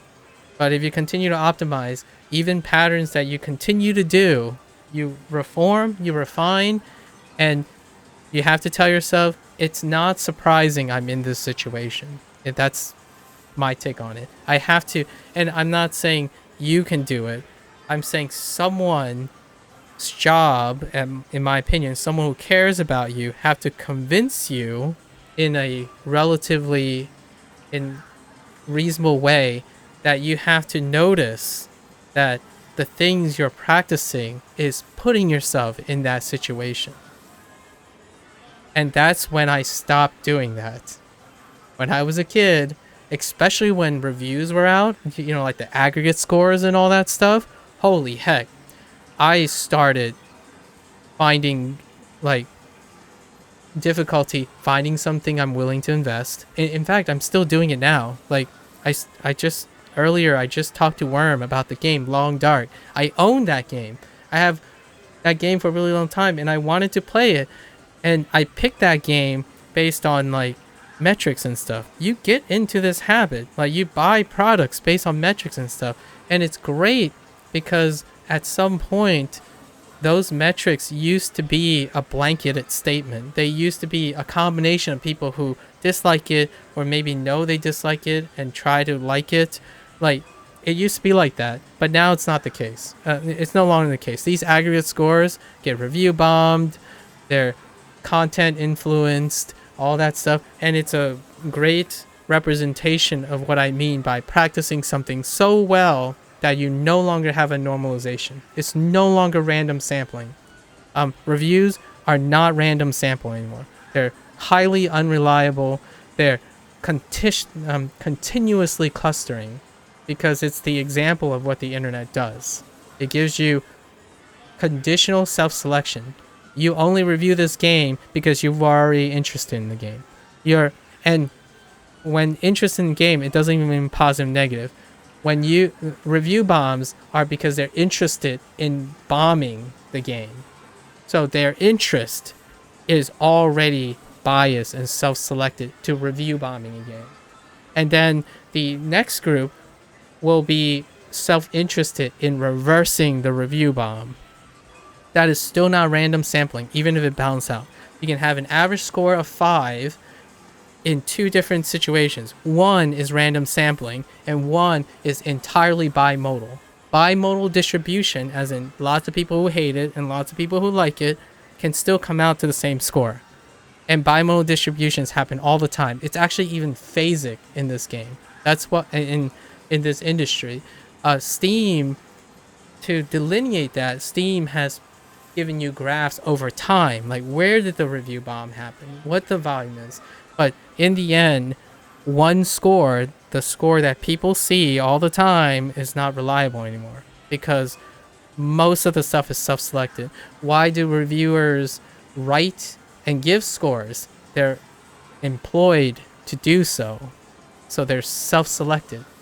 They're no longer self-selected based on their integrity. They're self-selected based on their clout. I mean, like, that's... business is emphasizing that. You read what you want to read. You don't read what you don't want to read. So if someone has an unpopular opinion, you don't have to read it. It doesn't even come up on your algorithm in the first place. Since when did someone... if I had to say someone who likes Souls games, the first thing they type in is unpopular opinions of Souls games. I doubt that. I highly doubt that would be the first thing they talk about. Null hypothesis testing is non-existent. Like, null hypothesis I mentioned a bunch of times in a scientific or problem-solving perspective. But the idea of always playing a game you like or you think you like is a lack of null hypothesis testing. So if you're only looking for a game you like, you haven't asked yourself, is there a chance you like games you don't like currently? You have not tested the null hypothesis. The chance that when you're looking at a game you like, is that making it worse? Is it actually games you dislike more? Because I'm going to tell you now, because of mere exposure and normalization, you end up progressively liking the same type of stuff less than the thing that you initially liked in the first place. So you continue to be growing attached to the things that one thing you like a lot, and everything else is just a cheap facsimile of the thing you like. How do you offset this? Find another thing you really like, and hopefully there's enough cheap facsimile to keep those up. But those two things don't couple to each other. So often you hear that phrase, oh, this is not as good as this. And it's like they're both offering the same thing, just one came before the other, right? Say, why can't you like both of them? It's like, well, I played a lot of this. It's like, okay, can you find something new? It's like, no, I kind of just like this. And it's like, well, I'm sorry, human condition. You're gonna start to compare the things because your mindset can't even entertain the idea that they offer the same stimuli, and you understand that when you get the same stimuli, it cheapens all of them. And what I mean by cheapen, not in a bad and negative way, there's diminished return. When you get more of a lot of things, it becomes less because that thing is distributed over many things. So inherently, and this is going to be a terrible hot take that I hope don't take this one-to-one, but when someone falls out of passion for a specific game, is because you're playing too much of that specific game. What I mean is, to a point, playing more of it continues to give. At some extreme situation, when you saturate yourself as a human being, that stimuli does not become more satisfying with more. You're doing exponentially more for that thing to give you the same satisfaction. It's desensitization. So when you're loving a game and you deliberately look for the games you like, you have set yourself up on a road to disliking the whole thing. Like just not getting the same feeling anymore for the whole thing. You have legitimately practiced making yourself dislike the things you like. That's kind of the irony in it. How do you learn more and like more about something? Moderation, I guess. Or exploration of similar things, but not too similar, right? So when does a gatekeeper become a naysayer? That point for that person. When does someone become jaded and cynical about the thing they're experts in? I've done it. Science became that. There, you do it long enough as a human being, you'll know the cynicism, the stuff, the in and outs. How do you rejuvenate an interest in science? You step away and then come back. Everyone has, people will vary in their thresholds or find a way to mentally circumvent and compartmentalize in a way that, hey, this science is different from this science, and they did it well. I didn't do it very well. Like, I saw it as a whole, right? And that experience created the same desensitization. Yes, you could say that on YouTube, what do they celebrate? What do content creation celebrate? Those people who got so lucky that their passion was able to last long enough to be successful and make it seem like you can power through human condition. But you really can't. Do you know why? Because content creation hasn't been around long enough for someone to do it in the beginning of their life and at the end of their life. Until that happens, there is no evidence that would suggest what I'm saying about the human condition, right, is countered by content creation. There isn't a person who have sustained enough passion that they could do it from beginning to end and demonstrate that, yeah, the great passion for this type of thing will outweigh human condition. And then it will no longer be human condition, as in, like, it's not a natural thing. It can be circumvented. That's great. I have not witnessed, and I would not gamble on passion to last your entire lifetime. Passion comes in many forms, and it changes over time. So it's foolhardy, in my opinion, that you think you're 1 in 4 billion to sustain one passion, and you'll do it for the rest of your life. It's just unrealistic. And it's not even, I don't even see it as a missed opportunity. Like, someone might think, but if I don't have my passion in my life, that means it's a loss. It's like, no, when you lose this passion, you gain a new one. And in fact, that new one is going to come with way more experience than your old one. The first thing you fell in love with was when you were naive. Most of the stuff that you fall with now, if you're a 10-year-old, 15-year-old, 20-year-old, everything you fall in at a later stage in your life is probably going to be more refined, more informed, and you're going to know how to monopolize it even better because you have experience. You're not choosing to limit yourself to the first things that you've done in a naive state of mind.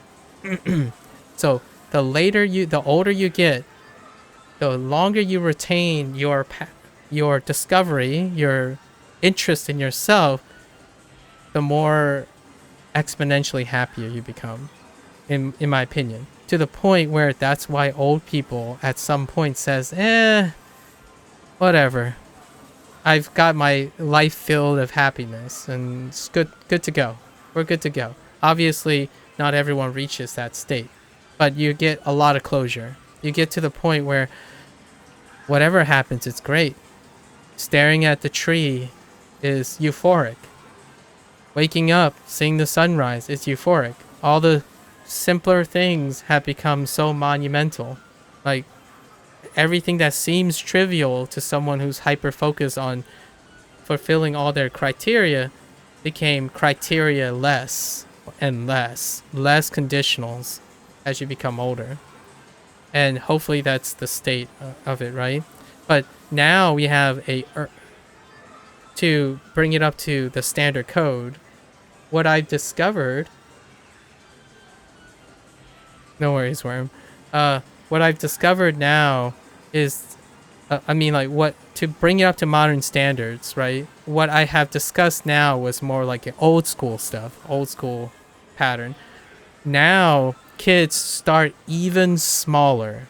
They start with an even smaller range of interest because now they have choice. And honestly, back in the day, I was a really proponent of, yeah, you know, kids, they need choice, they need to discover themselves.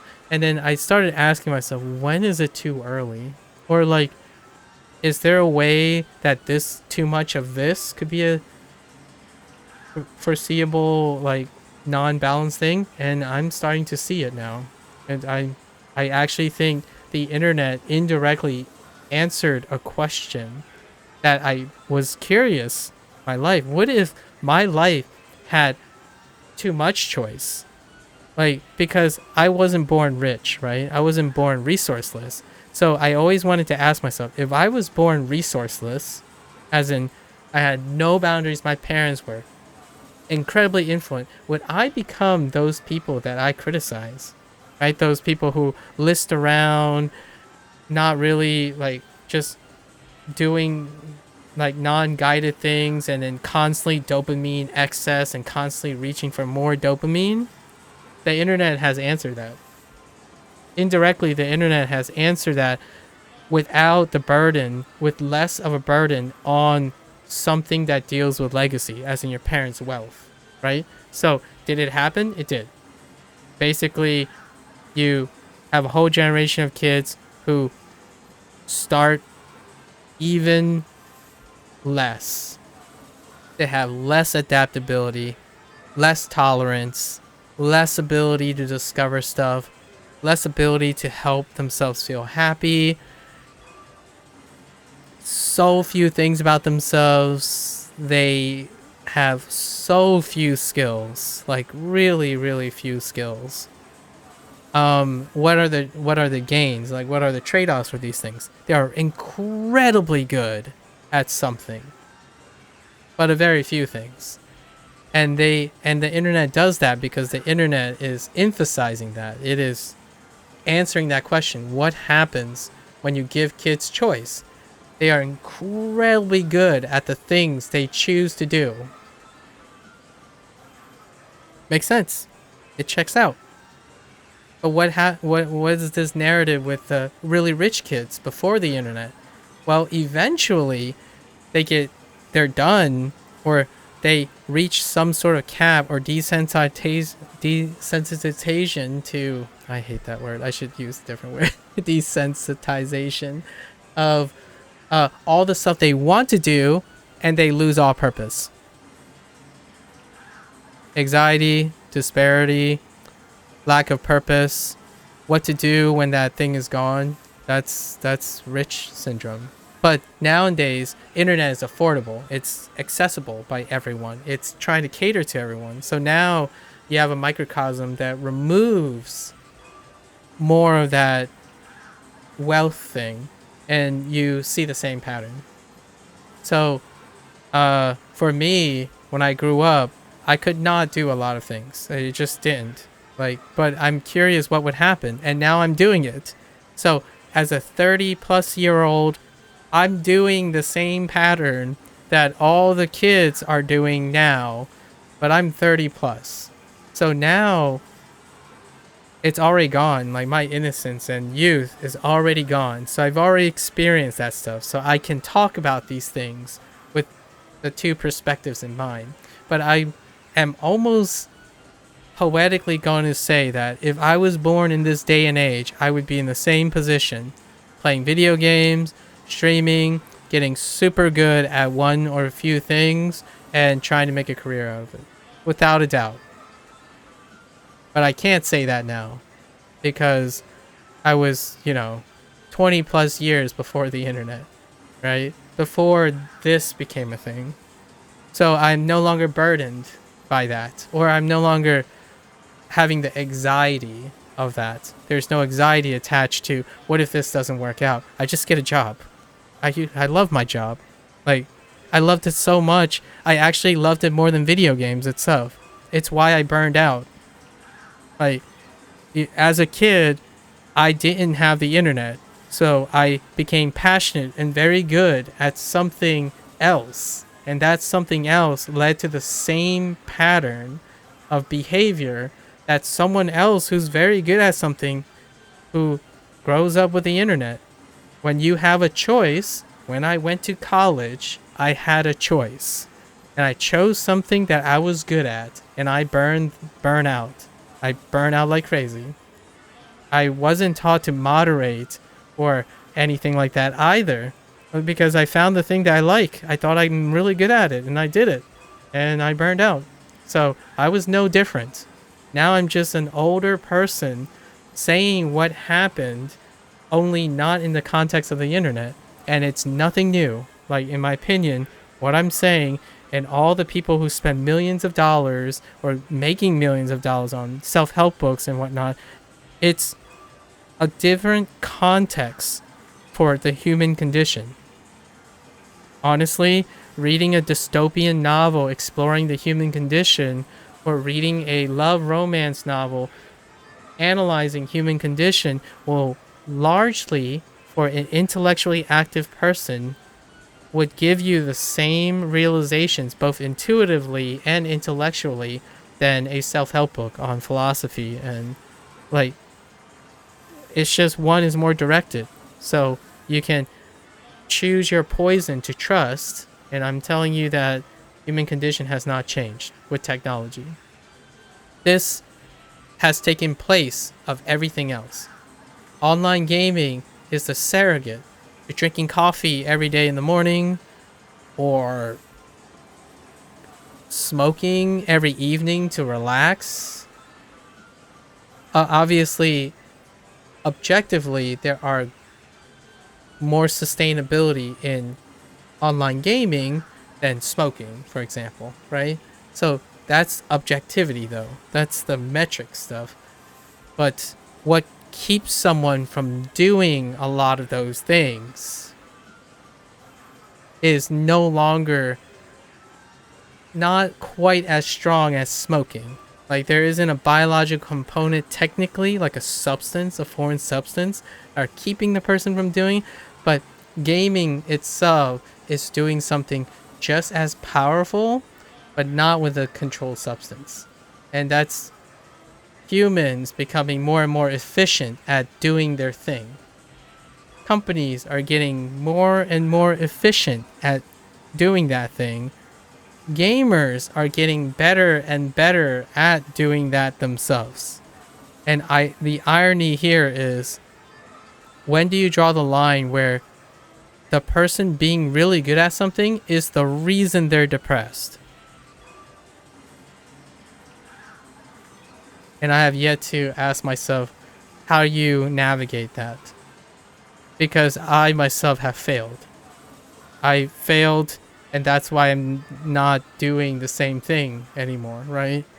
If I didn't fail, I would not be here having the conversation about failure, because I wouldn't have failed. It's my first failure to know that being very, very good at something, focusing only on that thing, and dedicating your whole life to that thing is a poor work-life balance.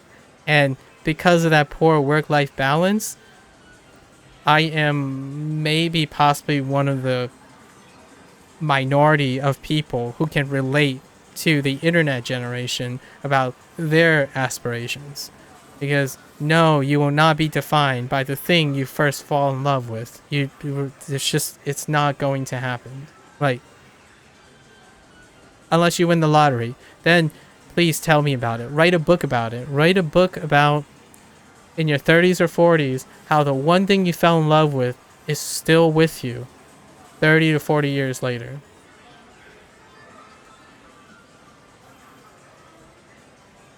I stop doing that, get rusty bad, get better again, and take break again. Yeah. Then now here's the thing. You can still do that. It's not do that all the time. You know what I mean? Like, I'm not suggesting you stop doing something and only doing something. That's the opposite of that, what I'm saying. The idea is to do all of it. Do all of them. All the approaches. You get rusty just by not thinking or doing anything. That includes loving yourself. That includes loving someone else. That includes being a son, being a parent. When you stop doing something, you don't get better at it at all. So the idea is to not diet, not cold turkey. Things don't stop for a human being. It's on a continuum. Like, oh, this is bad for you. Okay, don't ever do it again, right? But the idea is no one actually knows what happens at the moment when someone completely not does something. It's so multifaceted that the idea is you want to do everything but focus on things that give you a higher return on investment. But the idea is pretending like certain things don't exist have consequences too. Now there are things that have minimal consequences, like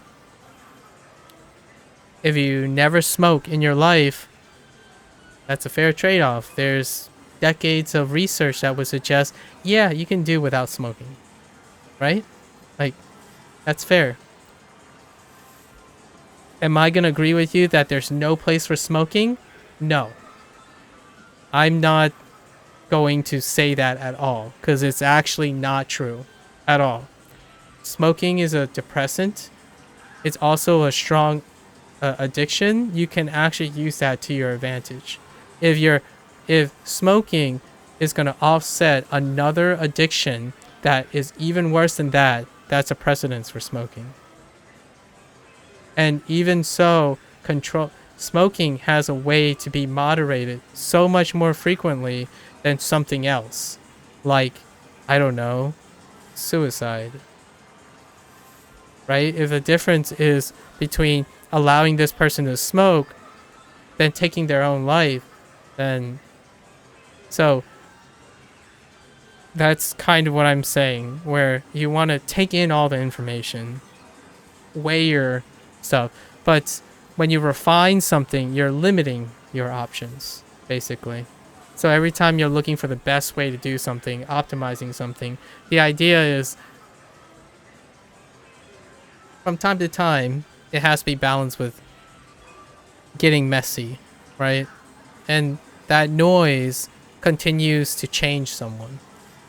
I always use the genetics example. If our DNA was perfect to begin with, like our machinery was perfect to begin with, evolution would stop. That's a really like hand wavy TikTok statement, but for those who are in science and genetics, that's like a super deep cut. It's really difficult to explain how the sloppiness of our DNA, our genetic mechanisms that we understand, leads to our ability to change over time. So much like that, the closer you continue to strive to be the best you, the more and more limited you are in your adaptability, because you spent the vast majority of time not being adaptive, but being refined. So it's a trade-off you pick. But that means it can recover, right? Yes, the idea is, well, the recovery thing is more like, can you improve on it or like change it? Is it still changeable? And to me, I'm not a psychologist or anything, so I don't really know the statistics of it. I like to think that most people who are largely unhappy with their whatever the summation of their skills are, right, can still change, like can still improve or like exchange things. They're still dynamic. I don't know if in the future we'll see that there's going to be a point of no return, like a low success rate. Like, for example, in another 10 years, we'll know a little bit, longitudinally maybe, what happens to the generation of kids who largely grew up on the internet. Like, what is their success rate? And maybe they can parse how often, what they did and whatnot, like statistically, to see that maybe past a certain conditioning standpoint, the chances of, and I can't believe I'm saying this in a sense of internet detoxing or like internet reconditioning, but what is that called? The reassimilation. So assimilation back into society. So, you know, we're talking about things like if you went to war, like you're in the military, right? And you spent like 20 years in the military, and then suddenly you have to reacclimate to civilian life. It's getting to that point where if there are people who live like the vast majority of their life on the internet, what is the success rate or the ability to become dynamic enough to reassimilate in a non-internet environment? Do we have to? I don't know if we have to or not. I mean, in the future, it could be all on the internet. I don't know. I don't know how technology is going to do. But the idea is, the answer right now is still a yes. Because every day I talk to people who are usually online, but they still have the motivation and maybe like the tangential understanding that meeting people in person also has their value and whatnot. Hopefully there's a point of return. Like if there's a point where you're not so hardwired that addiction kills you. And what I mean by that is that bad habit kills you, like smoking, drinking, morphine addiction, heroin, cocaine. Those are points of no return for those people. Like those type. I like to think that online addiction or like gaming addiction and stuff, like gaming habits, is more like not even close. Like you have to go like 60 years or like maybe an entire lifetime to not be able to do something else, right? But when it comes to morphine, like controlled substances, opioids and stuff, it's not that long. It's not one person's lifetime. It takes like maybe 10 or 20 years, and the success rate of recovering from that is incredibly low. So hopefully it's not that, is what I'm saying. I think online gaming elicits a natural response, and your body is naturally producing these things, right? Naturally producing the dopamine, the endorphins, and that habit formation is no greater than going on a diet. I like to think that dieting may be on, like gaming may be on the level of dieting. So what I mean is, no, it's not going to be easy. However, even through the course of a lifetime, people can still change their diets. If you know what I mean. Like when push comes to shove, even a 60-year-old with a whole lifetime of poor dieting turns over a new leaf, right? Like just be able to reconstitute, to acclimate to their current living situation. I mean, my father smoked cigarettes all the way up to his like 50s when he had a heart attack, and then he stopped immediately. So if I like to think gaming addiction is not as strong as a whole lifetime of smoking, is what I would say. So in a long story short, I would say, yes, I hope that someone who has the capacity to love someone or be conscientious or not exclusively narcissistic is able to learn compassion and conscientiousness, even if they spent 40 years of their life only being narcissistic, right? So I like to think our brains are dynamic enough that we can outlive our brains. Plasticity will outlive our biological life, and that's kind of the most reasonable thing I can say. Like, you will live, your brain's ability to dynamically change in response to skills and work stays with you for as long as you live, at least. Can it stay longer than we can theoretically live? I don't know. We have no idea because there's no way to prove that. So the idea is hopefully people stay dynamic most of the time. All right. So that was a big digression. And now I have forgotten what kind of things I have to get from this from the UFO catcher.